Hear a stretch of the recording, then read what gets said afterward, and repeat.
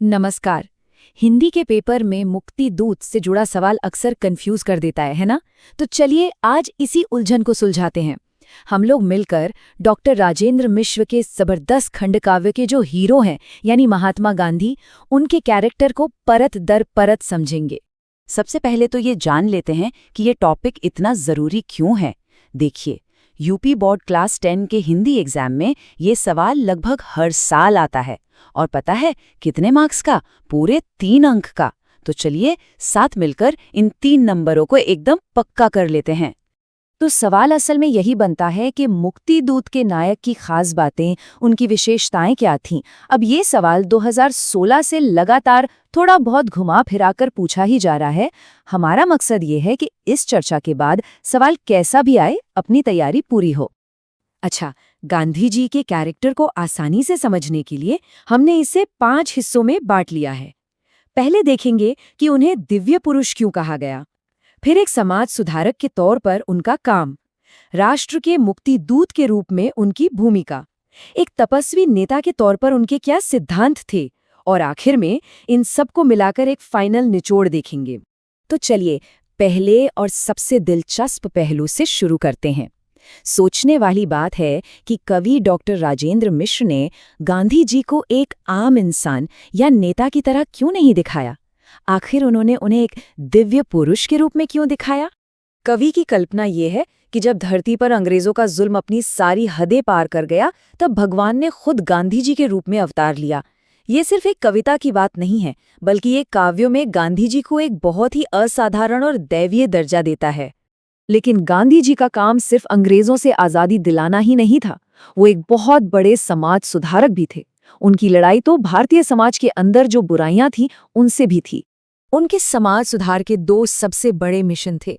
पहला, दलितों का उद्धार, जिन्हें वो बहुत सम्मान से हरिजन कहते थे, मतलब ईश्वर के लोग। और दूसरा, हिंदू मुस्लिम एकता को मजबूत करना। वो मानते थे कि आज़ादी की पहली शर्त ही यही है। छुआछूत की जो प्रथा थी, वो गांधी जी को अंदर से बहुत पीड़ा देती थी। वो इसे ईश्वर और इंसानियत दोनों के खिलाफ एक बड़ा अपराध मानते थे। और देखिए, काव्य की ये लाइन उनके दर्द को कितनी जबरदस्त आवाज देती है। वो पूछते हैं, जिन हाथों ने संसार गढ़ा, क्या उसने हरिजन नहीं गढ़े? तब फिर ये कैसा छुआछूत? किस गीता में पाठ पढ़ें? ये एक सीधा सीधा सवाल है उस समाज से जिसने ये भेदभाव बनाया। और बिल्कुल इसी तरह वो सांप्रदायिक नफरत के भी सख्त खिलाफ थे। उनके लिए हिंदू और मुसलमान एक ही देश रूपी पेड़ की 2 अलग अलग शाखाएं नहीं थे, बल्कि एक ही डाली पर खिले 2 फूल थे। ये जो खूबसूरत लाइन है ना, ये उनकी एकता वाली सोच का पूरा सार है। तो समाज सुधार के साथ साथ उनका जो सबसे बड़ा लक्ष्य था, वो था देश की आज़ादी। और यहीं पर हमें उनके मुक्ति दूत होने का असली मतलब समझ में आता है। गांधी जी ये बात बहुत अच्छे से जानते थे कि राजनीतिक आज़ादी तब तक किसी काम की नहीं जब तक देश आर्थिक रूप से आत्मनिर्भर न हो। इसीलिए उन्होंने स्वदेशी का मंत्र दिया।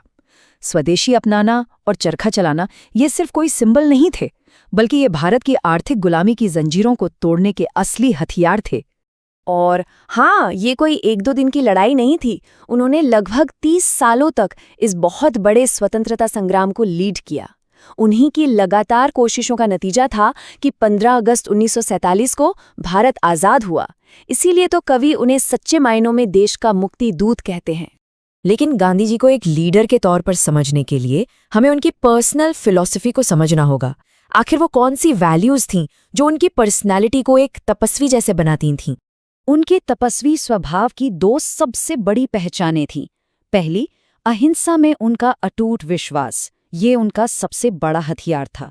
और दूसरी, सत्ता के प्रति कोई लगाव न होना, मतलब एक ऐसा नेता जिसे किसी पद या कुर्सी का कोई लालच नहीं था। ये लाइन उनकी इसी निस्वार्थ भावना का सबसे बड़ा सबूत है। जैसे ही आज़ादी का लक्ष्य पूरा हुआ, उन्होंने तुरंत खुद को राजनीति से अलग कर लिया और देश की कमान जवाहरलाल नेहरू जैसे नेताओं को सौंप दी। ये त्याग ही उन्हें एक राजनेता से कहीं ऊपर एक संत की श्रेणी में खड़ा कर देता है। तो चलिए, अब तक हमने जो भी समझा है उसे एक साथ जोड़कर देखते हैं। ये जो समरी है, ये एग्जाम में एक परफेक्ट आंसर लिखने में बहुत मदद करेगी।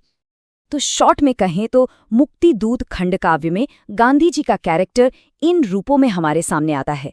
एक दिव्य पुरुष, दलितों के उद्धारक, राष्ट्रीय एकता के प्रतीक, आत्मनिर्भर भारत के पैरोकार, देश के सच्चे मुक्तिदूत, अहिंसा के पुजारी और एक परम निस्वार्थ तपस्वी नेता।